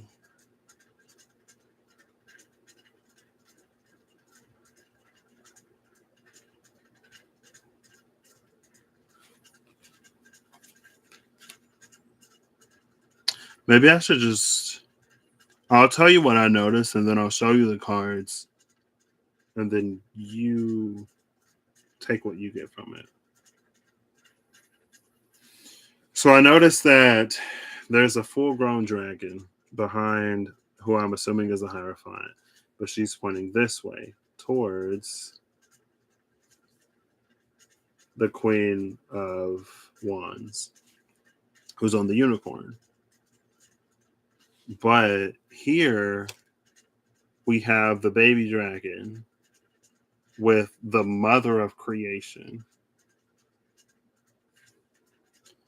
But it's like instead of the dragon, it's like go this way. And then I noticed that there's a little itty bitty baby dragon on her arm.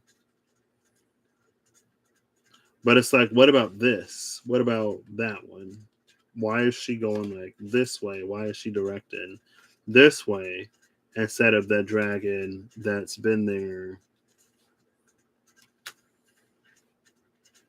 And then that's what I noticed that on Os, how similar the dragon egg looks to this.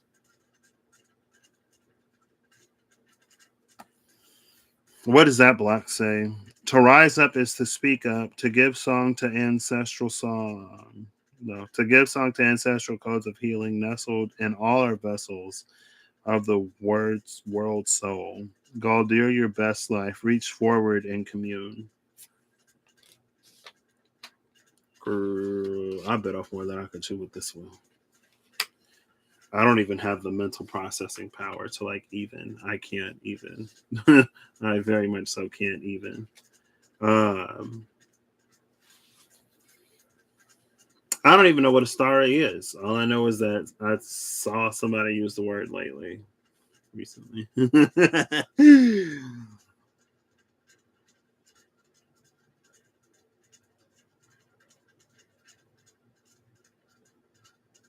I feel like I don't have a deck. Oh, gotcha. Mother of Spring. I don't even know if I have a deck that I feel like would. Hold up. No. This was only an hour and 42 minutes long. Well, there goes my happiness frequency. I guess I'll pick another one. I mean, I'm not trying to go to sleep, but third eye chakra, why not? Deep sleep, third eye chakra, 432 hertz, binaural beats, black screen by Phi Tribe. The Epoch Times. Epoch. Okay. I'm like, I don't even know if I have. What time is it? I wanted to keep going, but now it's like it's getting to that point where I need to log off.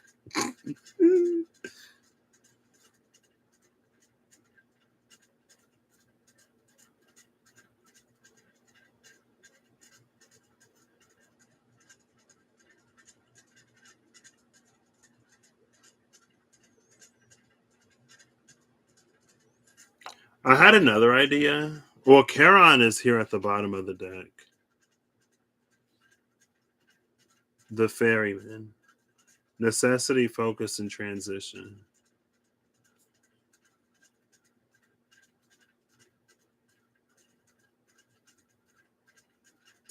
I don't know if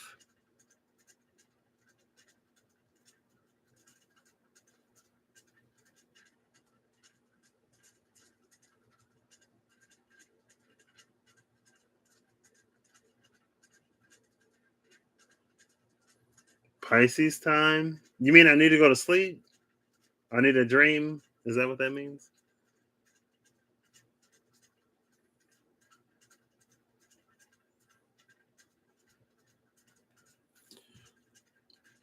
It's almost like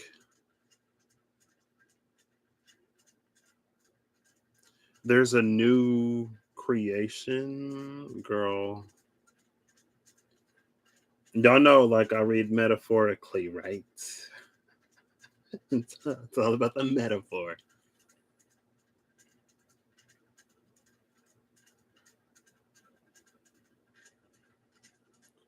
Because it almost feels like maybe a creation within a creation. Or like the creation is being amended.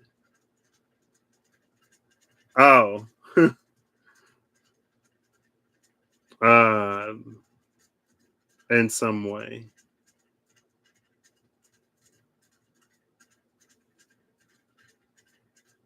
And then Charon would be transitioning us into like the new creation. Like how Osiris had the golden world or whatever, and we were Eight of Cups in our way to it.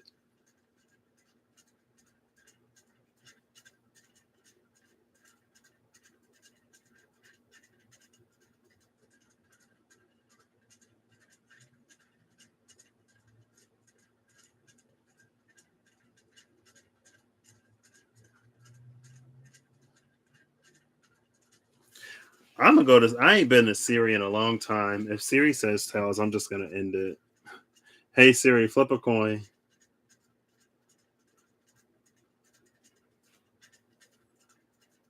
Tails, flip again. You see that? Tails. So that's it. That wherever that thread goes is where it goes. I no. No. That's why I showed you the cards. See, where does it take you? I was just like in that one. Oh.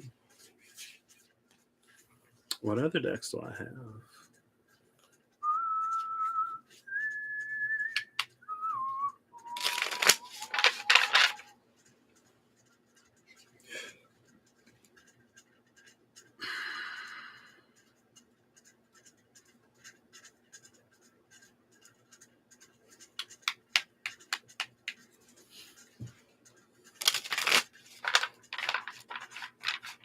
Wait, couldn't help what? What are you talking about? I'm just like, no.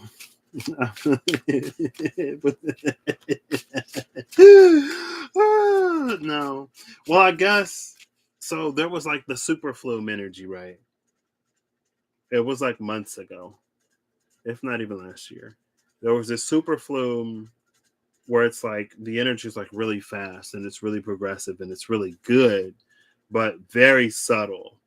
Like we had to get up there, but the super flume has been like falling. And oh, that came out at one point. I don't remember what it was, but it's like that's like Danu has created something in that super flume. And as it's falling, there are areas where it lines up with the life that we're already living. And it creates these like golden portals, which was the shortcut. But it creates like these golden portals. That flursa, it's an opportunity to like slip into something else. But it feels like it can be hard to miss. It also feels like those places and spaces might be protected because Danu protects her creation. So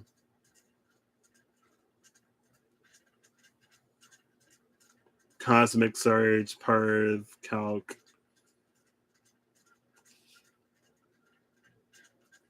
But it's like it feels like it's hard to read. And I know that like we live in a multidimensional whatever, or we're multidimensional beings having a temporary human. I don't mean to say it like that, but it does feel like it's a creation within the creation. Or it's like it's this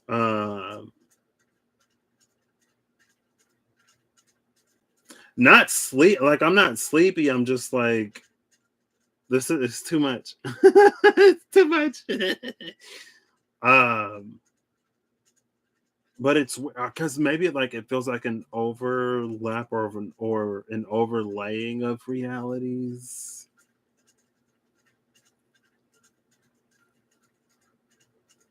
We're about to head into that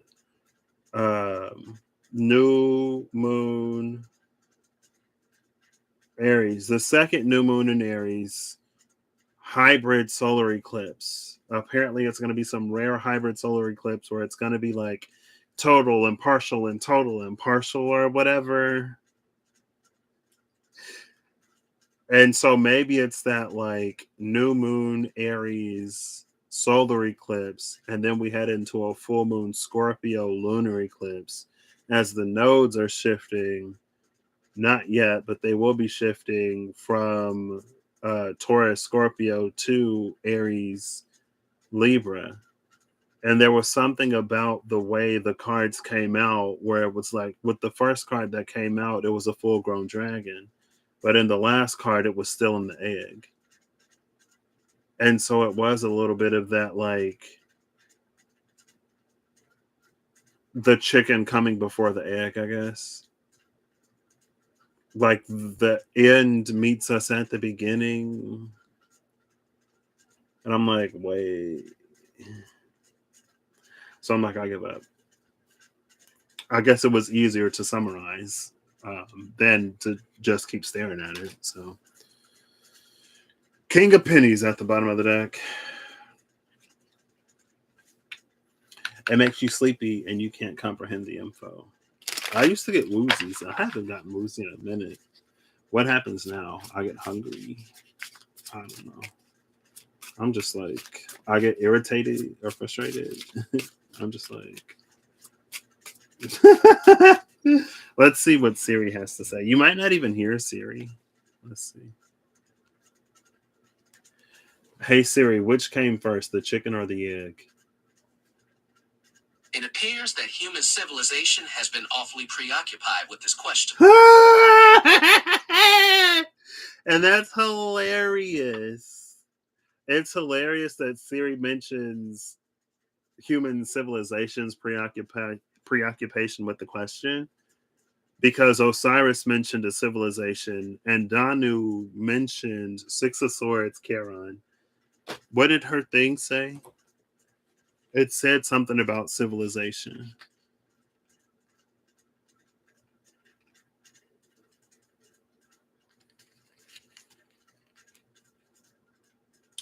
Danu teaches us of the double-edged sword of creation and civilization. The benevolent mother that nurtures and guides with gentle wisdom on the one hand, on the other, the ferocious beast dam that will destroy all who threaten those she calls her children. So maybe it's like civilization being these hubs of like human togetherness within that civilization, but it's like how civilizations clash. Like one civilization will clash with another civilization, or how differing ideologies within a civilization can get it to fall apart from like the inside.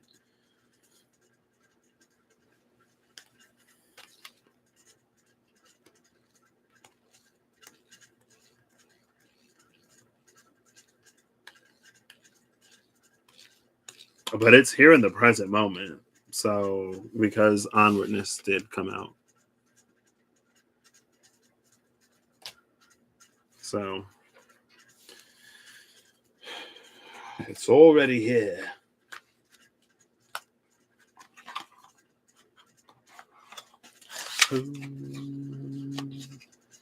I'm listening to my third eye. It's not mine. It's a third eye binaural beat now. So I have like 10 minutes or so. Let's get another Lafruma. Why not?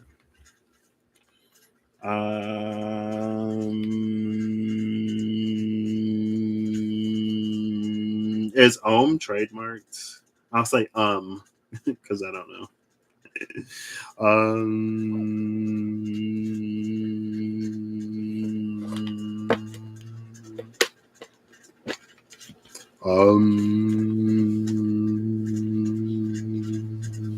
It's because there's a thing in this mineral bead.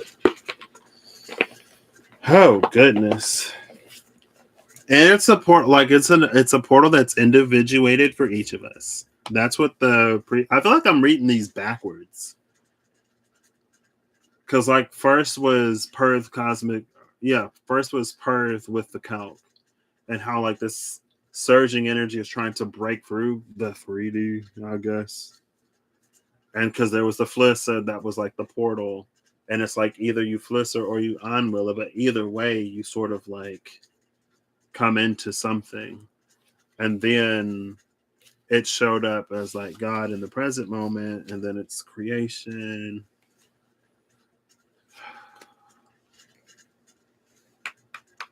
Everything exists simultaneously, the end and the beginning.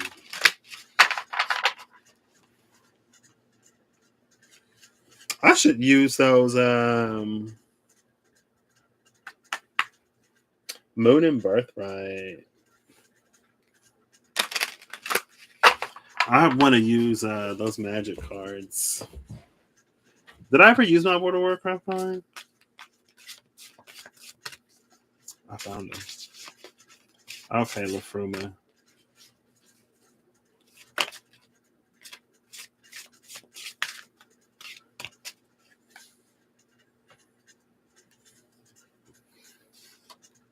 So, Rippian. It feels, I almost want to say like we've matured as a collective, like humanity is maturing. And with this maturation comes an unfurling. Leaf has been coming out lately. Under Leaf is your this destined moment.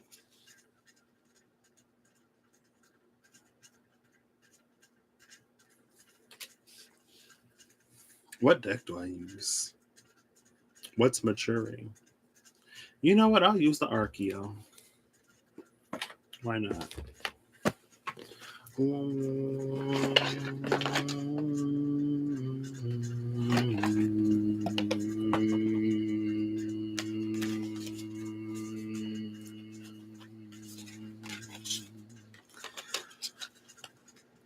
I love that. There's a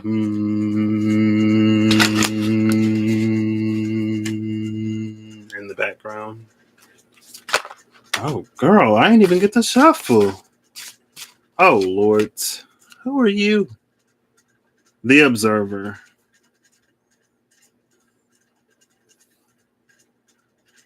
That's the title. Is it the title? Hold up. Are you the box art? Oh. Yeah, it's the box art.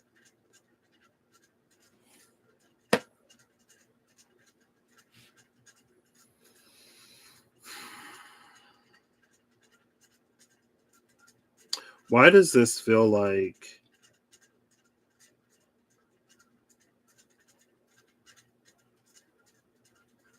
I should have ended this. I should have ended it.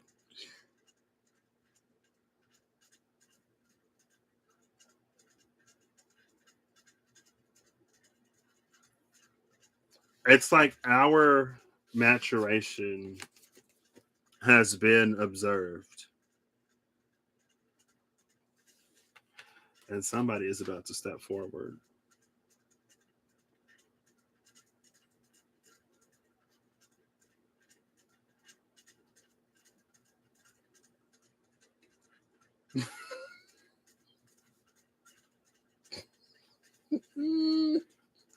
I'm done. I can't. I'm done. I can't. I can't. I'm done. I can't. I'm done. I'm so done.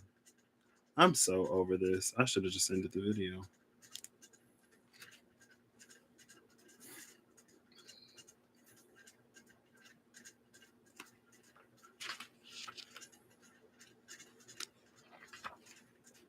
Oh, it's right here. Yeah, right. Attribute: the observer attentively examines the smallest details of those around, and through quiet diagnostic watchfulness is able to understand their behavior, their motives, and their agendas. Follow his eyes, and you will see who is good hearted and who cannot be trusted. Listen to his observations and learn the art of reading the human condition. Persona: he's an inquisitive watcher wishing to comprehend the way others think and act. When encountering a stranger, he begins with pathology, looking carefully at the way a person holds their body. Are their shoulders up or down? Do they stick their chin out pugnaciously or do they let it hang slack? Is that how you pronounce that word? Are their eyes still or sliding? The observer watches without judgment. He mimics them, arranging his body to fit theirs. Once he becomes them, he asks, "What is my attitude towards the world?" He watches the way they carry themselves, how they sit and stand. He takes note of the small details in their appearance. Are they slovenly or squeaky clean? Do they seek admiration or proclaim rebellion? Are their fingernails chewed in anxiety? Do they fret with their hair? Are they masked in makeup or naked faced and openly exposed? Are their shoes polished or scuffed? Do they frown or smile around the eyes? He looks for signs of mood swing and temperature change. Do they tend to be first or last to speak? Do they sense when to stop talking or are they inclined to blather? I guess I'm inclined to blather because I knew I should have stopped and here I am. The observer sets aside his prejudices, including his assumptions, fears, attractions, and repulsions. He understands that misuse of his powers of perception will backfire and cause self damage. I can't. I can't. Ah. The observer's tale. A therapist known for his patience would sit quietly, listening to his clients justify their addiction to procrastination. The therapist kept a large cushion in the corner of the room, and once in a while, he'd hold up his hand to halt the bleeding. Then he'd arise, walk over to the cushion, kneel before it, raise his fists to the air, and letting out a lion like roar, release his exasperation with a single violent blow to the cushion. His calm fully restored, he'd return to his seat and say, "Please continue." Occasionally, a more astute client would grasp the lesson. Girl, I can't. Not the therapist getting up in the middle of the session to punch a cushion, letting out a lion like roar, and then sitting down and saying, "Please continue." Oh, gosh. I can't. I can't. I can't. I'm done. Bottom of the deck is Grace. Grace came out for a hot second before. And then the arbiter is behind Grace.